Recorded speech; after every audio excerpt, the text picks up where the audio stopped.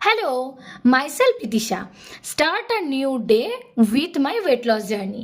দিনটা রবিবার, তাই যথারীতি সকালটা শুরু হলো একটু দেরিতে। রবিবার দিন আর কি কষ্ট করে সকাল সকাল উঠতে ইচ্ছা করে বলো তো।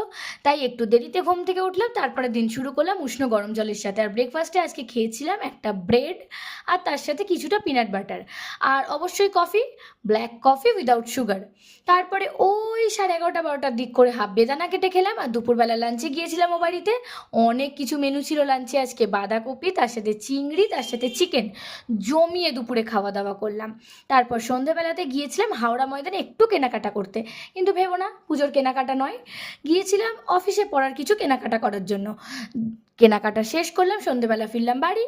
তারপরে সন্ধেবেলাতে ভাইয়ের সাথে টিভি দেখতে দেখতে একটু কুরকুরে, একটু লজেন্স, এই সবই চলছিল আর কি। আর আমার ভাই নবাব পুত্তর কিনা, তাকে আবার মুখের সামনে সব কিছু ধরে দিতে হয়। তারপর ফ্ল্যাটে ফিরে স্নান সেরে পরের দিন অফিসের জন্য ডিটক্স ওয়াটার রেডি করে, স্কিন কেয়ার করে, ডিনার করে এবার যাব ঘুমোতে। টাটা।